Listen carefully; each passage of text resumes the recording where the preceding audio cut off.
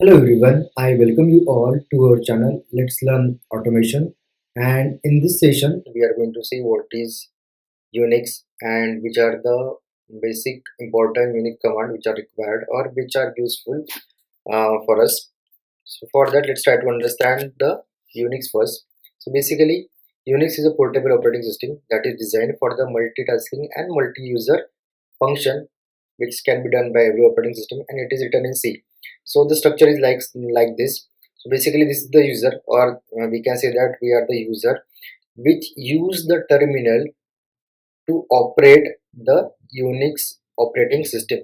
So we need to write down the command in the terminal, then that command is verified by the shell, and if the command is correct or okay, then it will transfer to kernel. Then kernel will operate on that command, and we are getting the proper response into the terms of various resources. So we cannot directly communicate with the kernel even with the hardware. So we need to type a command in a terminal that will be verified by shell, and then it is transferred to kernel, and kernel will execute that command actually, and we are getting the result.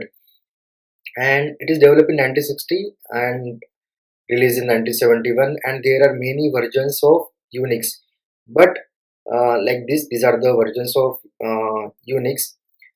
But it should be remembered that Unix is not a open source or a freeware. It is the licensed product, not like the Linux. Unix is not open source, but Linux is a open source software or operating system. So Unix is not open source or the freeware, then it is multitasking and multi operating system. We can say that we can manage the multiple user over there. And then there is a one another operating system like Linux, which is derived from the Unix. That is important, that Linux is derived from the Unix, but Unix is not derived from the Linux. So these are the versions of Linux. These are freeware or open source. Then here we can see that the Linux and Unix are different, but they do have the relationship with each other, as Linux is derived from the Unix, and but Linux is not the Unix. Both are not completely identical. There is some similarity because Linux also use the same platform as Unix is using. Then there is another operating system like we can say that Windows, which is the GUI based, means we have the graphical interface for handling that operating system, but Unix is a completely character user interface. We should know the command to operate the Unix operating system. So for everything, like we can create a file, we can read, update, delete the file. For everything we need to know the command on the Unix, because that's a character user interface. That is what the Unix is. Then these are the component which we already have seen in a diagram. So shell means terminal. We can say that it receives the command, or we type the command in terminal.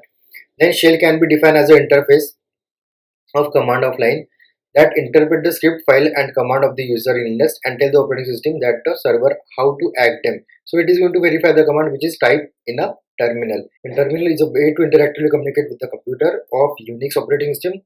Then we can type the command and then hit enter key or return key, and that will be get executed.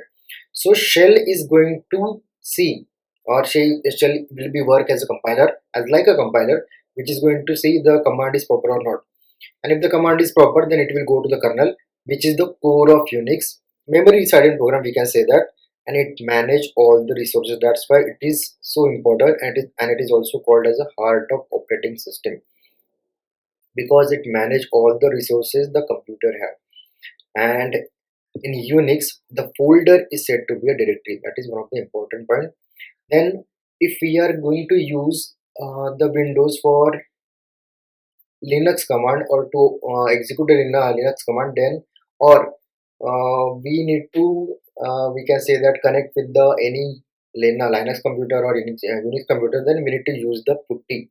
So putty is one of the application where we need to pass the IP address, port, and password. After that, we are able to connect to the Linux or Unix server. Then we can operate using that. So after clicking it, that is we need to pass the username and password to of that particular Unix or Linux machine.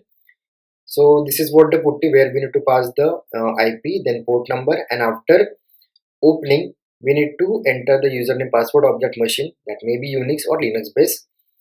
This is one of the system, and it will be look like this. then we are able to use that particular Unix or Linux system. Also, we can make use of git bash. So let's try to see what is git bash. So if we need to execute the Unix command, then we can use the git bash tool. Like here I just search the git bash in a Google, and from here we can download that, and then we can execute the Linux command. We cannot directly execute the Linux command directly on our Windows machine. Then the important point is what is the importance of Unix command.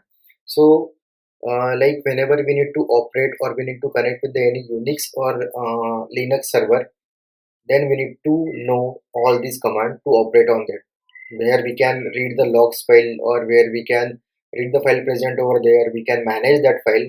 So for all those things we should have the knowledge of Unix command. So where these command are useful for are those company specific? Yes, definitely these are company specific. So basically whenever we work on the product based company, at that time we need to work on multiple operating system, like we can say that Windows, Linux, then various type of Windows, various types of Linux, and even Unix. At that time we need to connect that operating system or their multiple node by using the virtual machine. So while doing that we need to enter the IP address, then username, password of that machine, and then we can connect to that particular any operating system. So if we got the CentOS, if we got the Unix, if we got the Linux, then these are the these have the platform of Unix. So if we know that command, then that it will be very useful and we can easily operate on the files available on that particular system. So this is the introductory part about the Unix command. From the next section we'll see the actual command. Thank you.